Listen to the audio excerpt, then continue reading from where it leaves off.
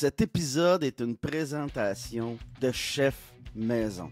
Chef Maison, le meilleur traiteur, ça arrive sud de Montréal. Peu importe ta situation familiale ou ton besoin, ben Roger, le propriétaire, a un format pour toi. T'en veux-tu des choix? Familial 5 jours, monoparental 5 jours, individuel 5 jours, format grande famille. Familial, 2 jours. Monoparental, 2 jours. Individuel, 2 jours. Grande famille, 2 jours. Puis là, je t'ai même pas parlé des forfaits lunch à part de ça. T'as juste à appeler au 438-872-9500. Puis mon ami Roger Yengang va se faire un plaisir de bien te servir. Parce qu'oublie pas, pis ça tu le sais, Chef Maison, la solution.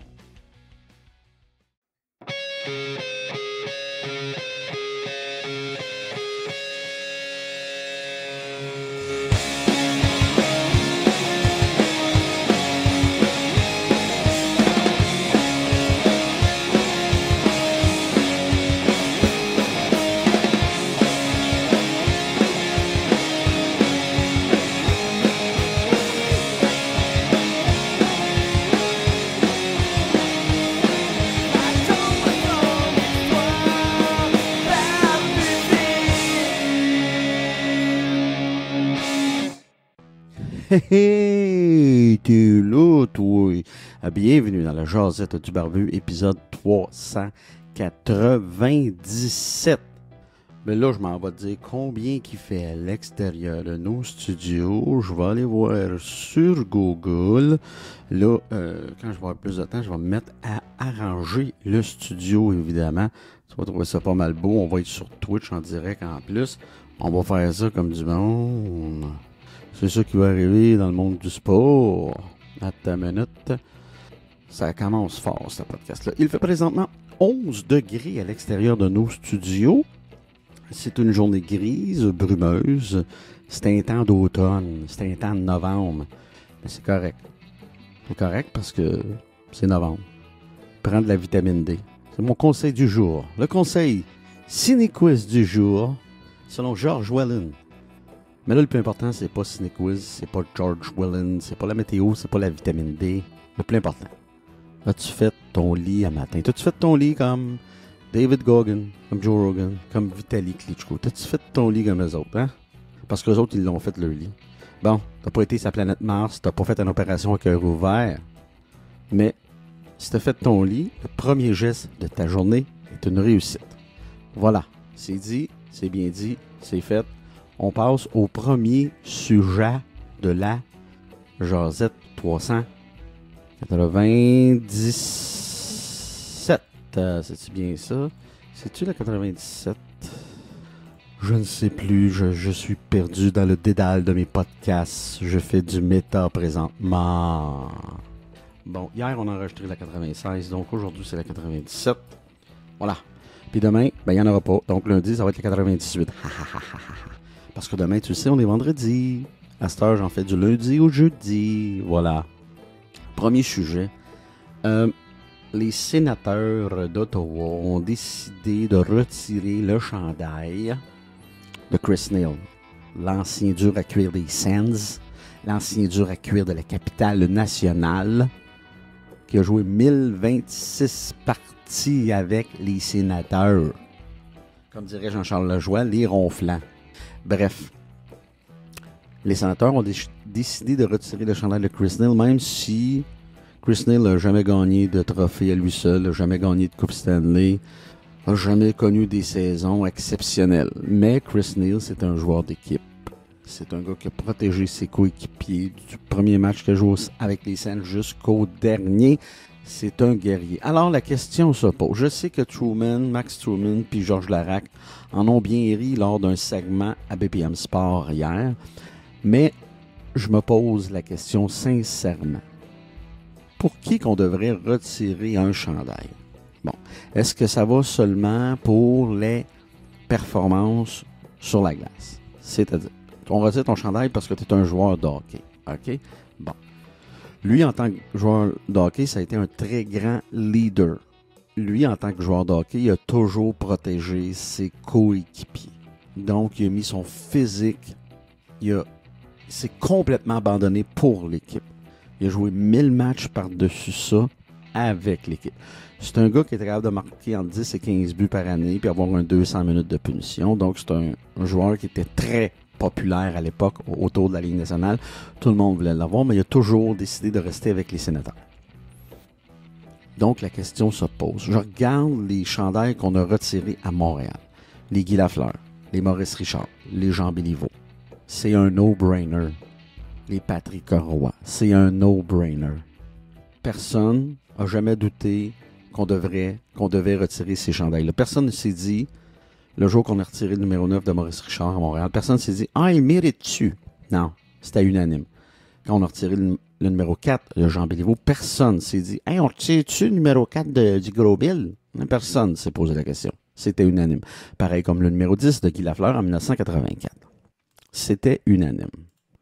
Donc, ce que je pense, puis ce que je conviens avec moi-même, puis je suis unanime sur la question, moi on peut en débattre sur Facebook, on peut en débattre par courriel, comme tu veux, si tu veux en débattre par Bulleville, commercial, gmail.com.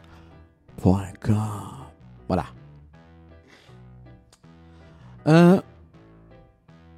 Je conviens d'une chose.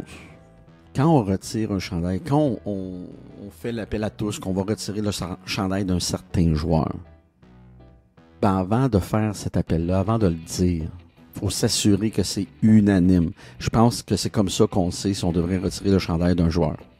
C'est-tu unanime parmi les partisans? C'est-tu unanime parmi les fans? Est-ce que c'est unanime? Unanime, ça n'a pas besoin d'être à 100%. Il y a tout le temps des trolls puis des gorlots qui connaissent rien, qui vont dire le contraire pour dire le contraire. Mais unanime, c'est... enlevons un 10%. 90% et plus. Bon. À 90%, t'enlèves. Sortir le chandail. Donc, est-ce qu'on retire le chandail de Chris Neil? Ma réponse, c'est non. C'est pas unanime. Ça sera pas unanime pour les sénateurs. C'est pas unanime autour de la Ligue nationale et des partisans de hockey. Ceci étant dit, j'ai vu la carrière au complet de Chris Neil. J'aimais ce joueur, j'aurais aimé avoir ce joueur-là à Montréal. C'est un guerrier, c'est un vrai, c'est un leader, c'est un dur de dur, un dur à cuire. C'est un bon gars, c'est un joueur d'équipe. Tu le veux dans ton équipe sur une troisième ligne. Mais est-ce qu'on retire le chandail d'un joueur qui joue sur une troisième ligne? Non. Je crois qu'on retire le chandail de joueurs exceptionnels, l'exception de l'exception. Puis tu ne sortirais pas 10 chandails par année puis 10 chandails dans 10 ans. Non, non. Le Canadien en a retiré beaucoup parce que le Canadien a eu beaucoup de joueurs exceptionnels et le Canadien a une histoire au-delà de 100 ans. Donc, c'est normal. Mais je ne crois pas qu'on devrait retirer pour autant le chandail de Chris Neil que, je répète, que j'aime bien quand même. J'adorais ce joueur de hockey-là. Voilà. C'est un peu mon opinion sur Neil. Je pense que ça fait le tour. Après ça, Marie-Lou. Tu connais-tu Marie-Lou? Marie-Lou, ben, c'est celle qui fait 3 fois par jour, qui est maintenant en solo pour faire ce projet, qui est une femme d'affaires, qui est une femme de business, qui est une ancienne chanteuse, qui a réussi à tirer son épingle du jeu, qui va très bien. Mais là, sur Instagram, elle déclarait hier ou avant-hier, je me souviens plus, mais j'ai vu ça passer sur Narcity, je crois, Montréal. Marie-Lou se sent jugée d'avoir 2 enfants de pères différents. Ben, je dirais à Marie-Lou de ne pas s'en faire. Parce que, premièrement, le monde en général ont toujours quelque chose à dire. Puis le monde en général se regarde pas le nombril, sont occupés à regarder le nombril des autres. Ainsi va la vie. C'est pas parce qu'on est en 2022 que c'est comme ça. C'est comme ça depuis la nuit des temps. L'humain aime ça regarder les travers des autres. Ça le rassure sur lui-même. C'est égoïste. Ça le rassure sur lui-même. Puis il aime ça donner son opinion. Qui aime ça dire que lui, il ferait pas ça de même, il ferait ça autrement. Mais quand lui est dans le feu de l'action, ben souvent il choke, puis ça donne rien. Bref, Marie-Lou, tu peux dormir tranquille. T'as pas besoin de te sentir jugé. Le monde va toujours avoir quelque chose à dire. Toi, chacun sa vie. Toi, t'as fait ta vie. La vie, c'est un long fleuve. T'es dans le courant. T'as vécu des choses à gauche, à droite. Puis ce que ça a donné, c'est 2 enfants de 2 pères différents. Puis ça fait pas de toi une mauvaise personne. T'es une femme d'affaires. Tu travailles fort. Puis les jugements là, des gens, là, faut en prendre et en laisser. Il faut plus en laisser qu'en prendre, je vous dirais. Parce que personne, à part nous, est dans nos souliers. Ils m'ont dit comme ce bon vieux Félix Leclerc, on devrait marcher 100 km dans les souliers d'un homme ou d'une femme pour le juger ou la juger. Bref, c'est toujours facile de juger la vie de quelqu'un. On ne sait pas ce qui se passe dans son quotidien, on ne sait pas ce qui se passe dans sa vie en général. Je te dis-tu, moi, que... Comment je pourrais te dire ça, non? Est-ce que ça m'arrive de casser du sucre sur le dos du monde? Est-ce que ça m'arrive de juger les gens? Oui, absolument. Je suis humain, comme toi, comme... Moi, je suis humain, comme toi, puis comme tout le monde, comme Marie-Lou, puis comme ceux qui la jugent sur Instagram, ou Twitter, ou TikTok, ou whatever. Mais à la fin de la journée, là, at the end of the day, là, quand tu es content ou contente de ce que tu es, de ce que tu fais, que tu fais du bon autour de toi, que tu réussis à être heureux, heureuse malgré la vie qui n'est pas toujours facile. Si tu réussis à faire ça, le reste, ça n'a aucune maudite espèce d'importance. Voilà. C'était mon commentaire sur le commentaire de Marie-Lou. Je trouvais ça pertinent d'en parler parce que trop souvent, on s'attache à ce que les autres pensent de nous. Si moi, je m'attacherais à ce que les autres pensent de moi, je ne ferais pas de podcast. Je n'écrirais pas parce que j'aurais peur de la critique. Mais ça fait partie de la vie. Puis les gens ont le droit à leur opinion. Ça dépend toujours comment c'est amené et c'est mené. Mais même à ça, tu peux me donner ton opinion. Puis pas obligé de m'en faire avec ça, là. Puis je peux m'en colisser même. Puis je peux en être indifférent, puis c'est bien correct. Mais ça, c'est pas toujours facile à faire, là. Je parle comme un moine tibétain, mais je suis loin de ça, OK?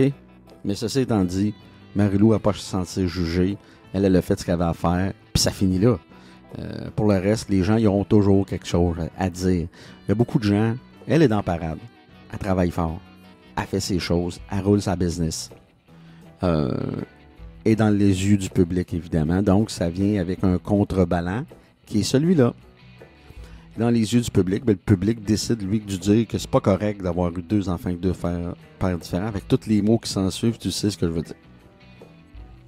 Mais c'est facile de critiquer quand t'es pas dans la parade. Elle est dans la parade. Elle est dans l'action. Il y en a toujours, vont me répéter, des kidams qui vont dire « Ah ouais, moi, c'était char allégorique-là, je t'aurais mis ça d'une autre couleur. » Puis ah ouais, ou ça, c'est aussi les kidams qui sont au Centre Bell. Puis shoot! Et le gars, il a jamais joué une partie de hockey de sa vie, il a jamais mis patin de sa vie. Je sais pas c'est quoi. Bref, c'était mon opinion sur l'opinion de Marie-Lou. Prochain sujet. En parlant de ça, Yellow Molo, qui reviennent encore dans l'actualité. Ils font plus de musique, eux autres, mais ils reviennent dans l'actualité. Je t'explique la genèse de ce petit chicane-là entre Yellow Melo et François Lambert, le millionnaire, l'homme d'affaires. Yellow Melo annonçait il y a 2 mois, je crois, qu'ils mettaient fin à leurs activités. C'était la fin du groupe qui ont été reconnus pour avoir fait une reprise d'une chanson qui s'appelait Le Petit Castor, puis était reconnu pour avoir longtemps travaillé aux Deux Pierrots. Bon, c'est ça Yellow Melo. Eux, ils ont blâmé les radios populaires, c'est-à-dire les C'est quoi et Énergie de ce monde, de ne pas les avoir fait jouer, de juste avoir fait jouer Le Petit Castor, puis de ne pas avoir fait jouer leur nouvelle tune. Puis c'est pour ça qu'ils prennent leur retraite. Ils disent que c'est à cause que C'est quoi, puis Énergie les boudait.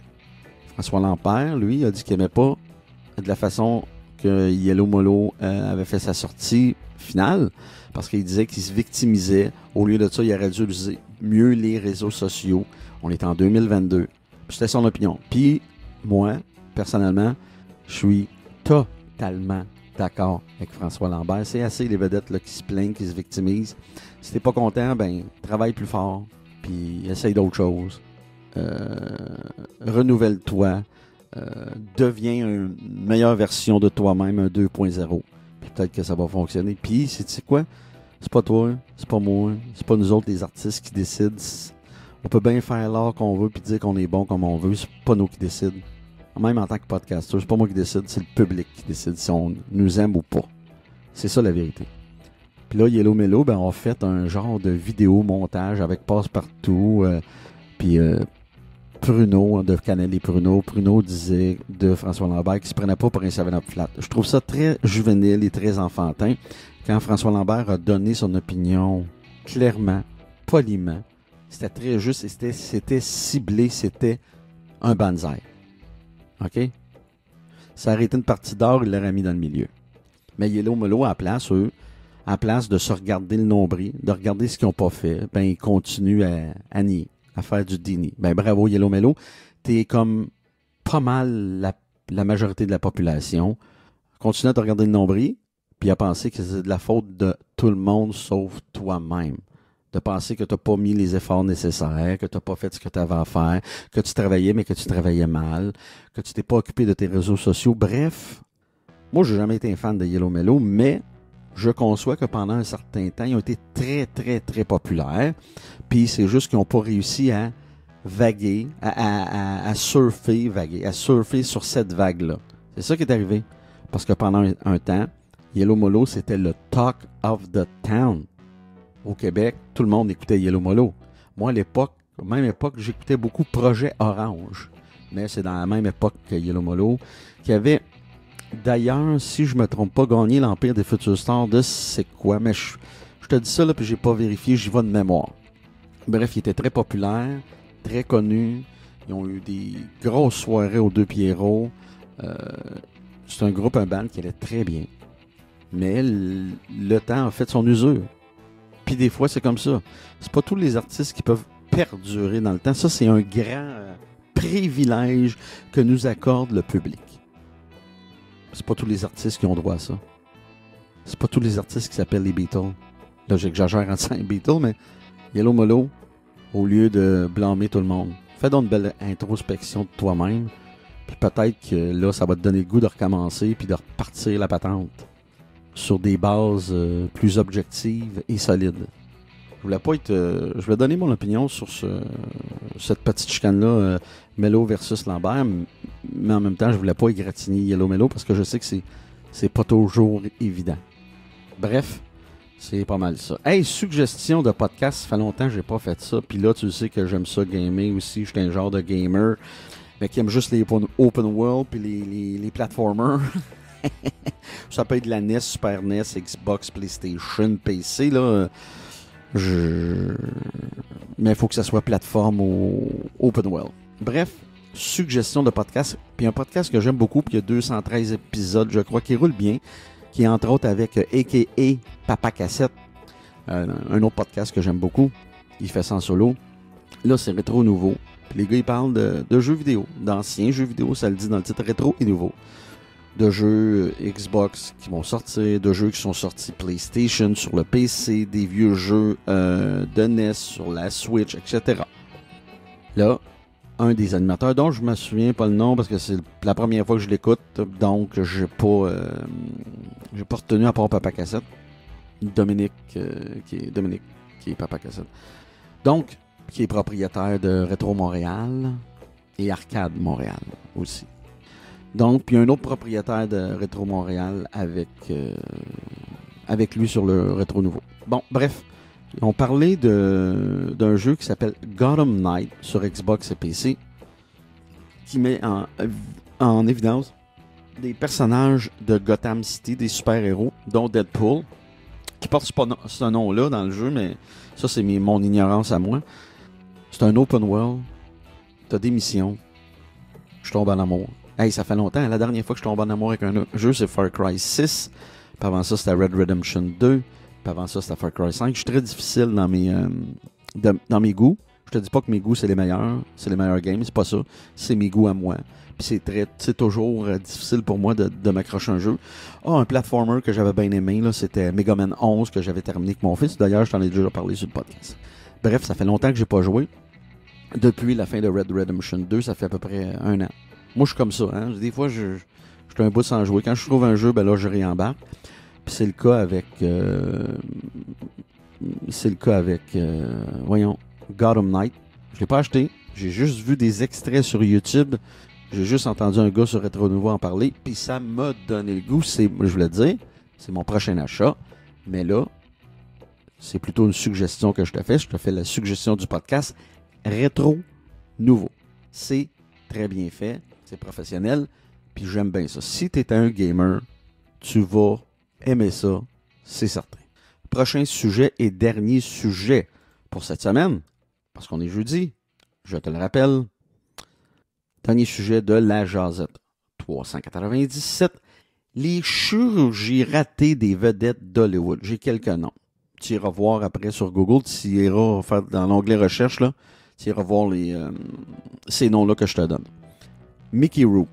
Tout le monde connaît Mickey Rourke. Il a joué dans The Wrestler. Il a fait plein d'autres films. 37,2 le matin. Bon, bref, un acteur connu, Mickey Rourke.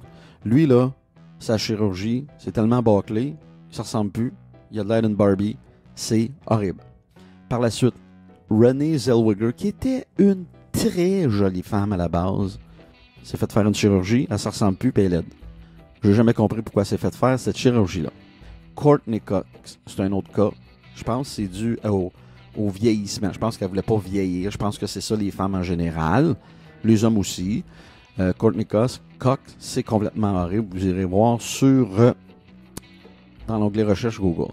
Tori Spelling, l'actrice qui jouait dans Beverly Hills 90210, là, cette grande série d'intellectuels, je ne savais pas qu'elle s'était fait faire une chirurgie.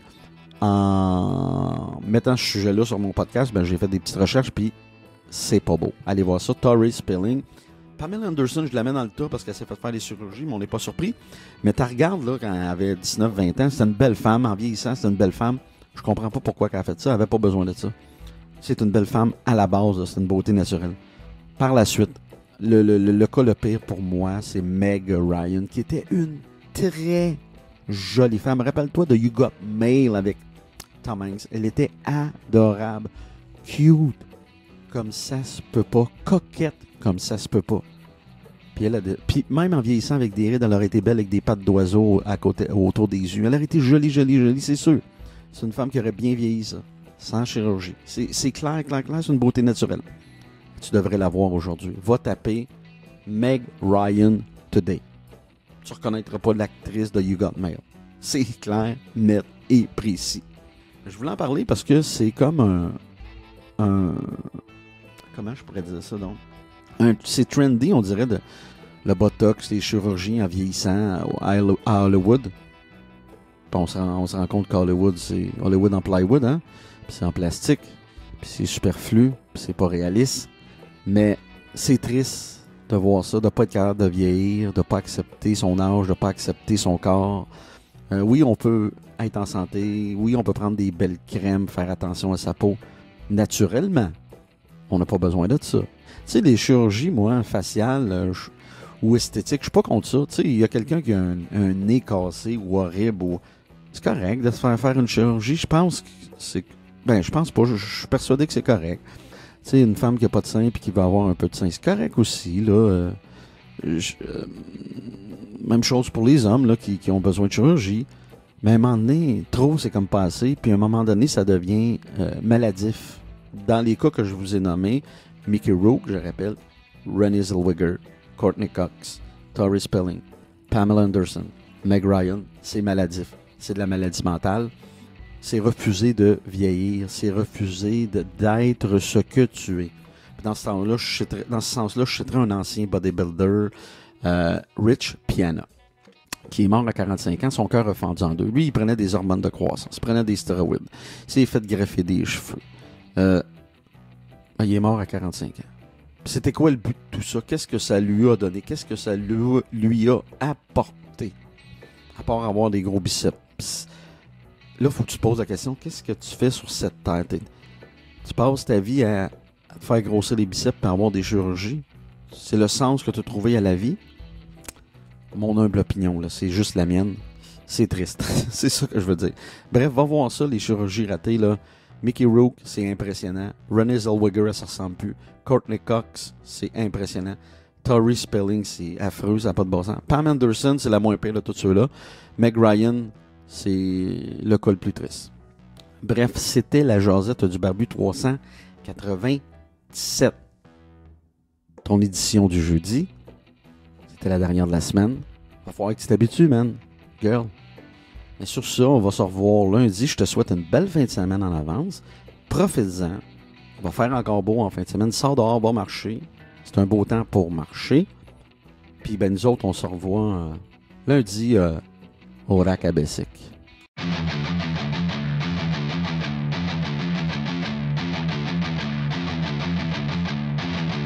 barbu de ville! Ben oui, la grosse barbe qui raconte des histoires. Saint-Jérôme Harley-Davidson. Pour voyager, pour s'habiller, pour partir sur un nowhere, pour rouler en toute liberté. Ta route commence chez Saint-Jérôme Harley-Davidson.